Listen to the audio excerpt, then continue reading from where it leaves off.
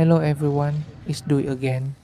I live here in Vietnam, and since I didn't have too much work today, I decided to escape the summer heat of around 35 degrees Celsius and head to Sapa, one of the most famous tourist towns in northern Vietnam. Sapa town is about 30 kilometers from my home. Most of the journey follows winding mountain roads surrounded by misty peaks, green hillsides, and small waterfalls flowing beside the road. After riding my motorbike for around 40 minutes, I finally arrived in town.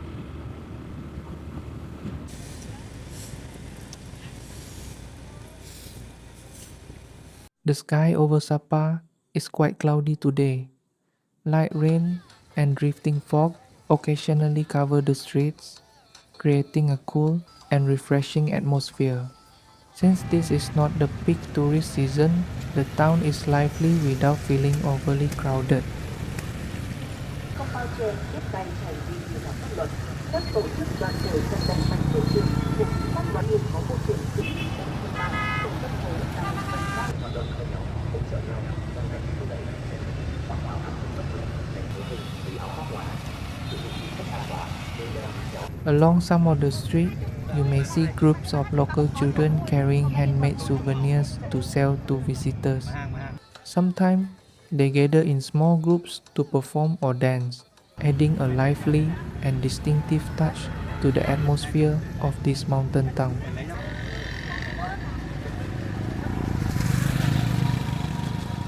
Just ahead is Sapa Stone Church, a historic building and one of the town's most recognizable landmarks.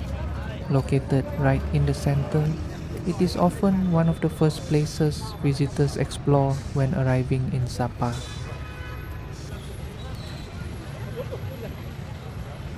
Around the church, there are small stalls run by local residents. They sell handmade products, souvenirs, street food, and simple snacks. This area gives visitors a closer look at everyday local life in the heart of the tourist district.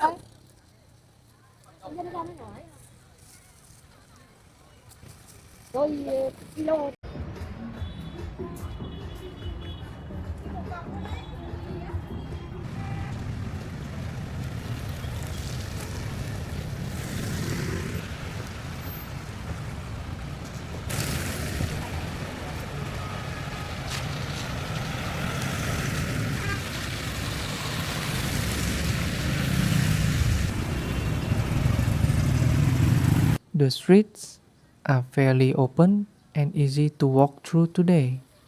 Light rain and fog move in and out, sometimes hiding the buildings in the distance. Sapa has also become increasingly developed with modern houses, hotels, and cafes appearing throughout the town.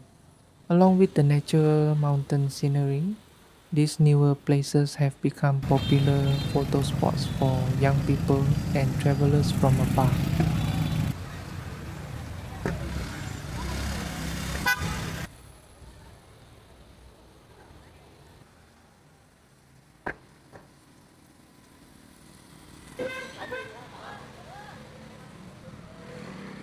Visitors can find almost every service they may need here, including restaurants, hotels, cafes, motorbike rentals, and local tours.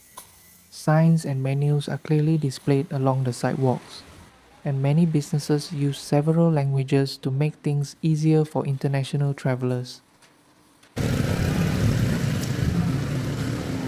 We are now entering a small alley decorated with rows of colorful flags hanging overhead.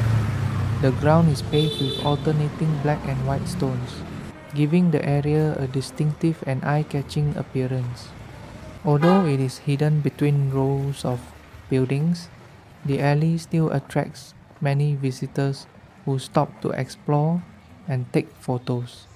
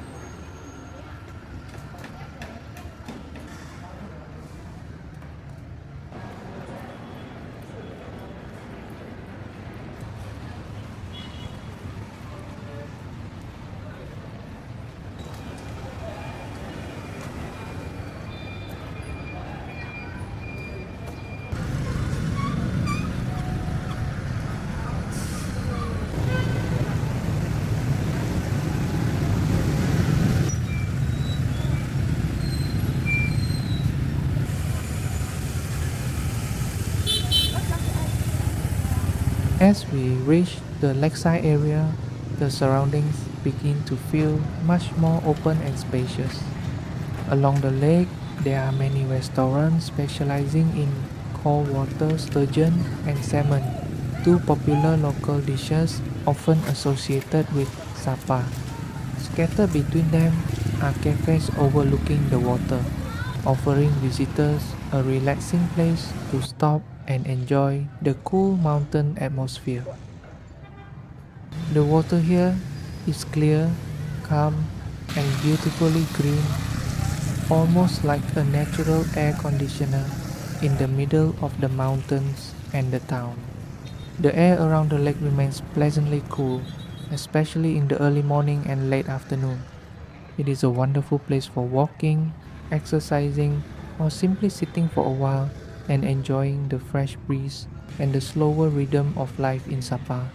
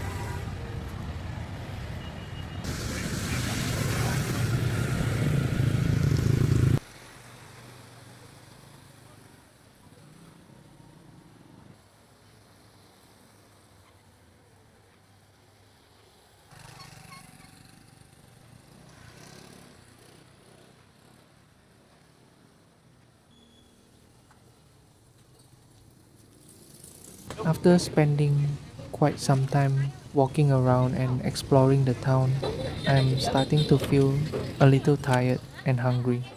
So now I'm heading to the local market to take a look around and find something light to eat in the late afternoon. In Vietnam, traditional markets are still where many local people shop for their daily food. You can find a wide variety of fresh vegetables, fruit, meat, and fish, with plenty of choices available. Since it is already close to the end of the day, the market is no longer very crowded, making the atmosphere quieter and more relaxed than it would be in the morning.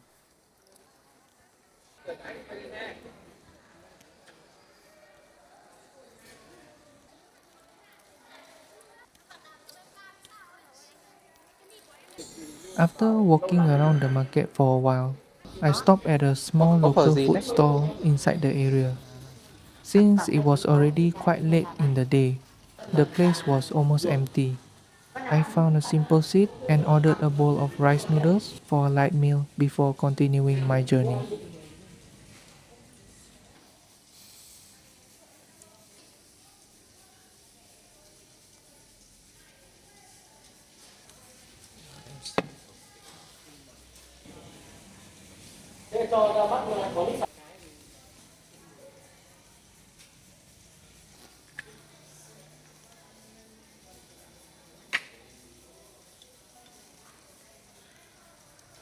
The bowl of noodles was warm, flavorful, and just enough for a light meal in the late afternoon. It cost around 2 US dollars, which is still quite affordable for a well known tourist destination like Sapa.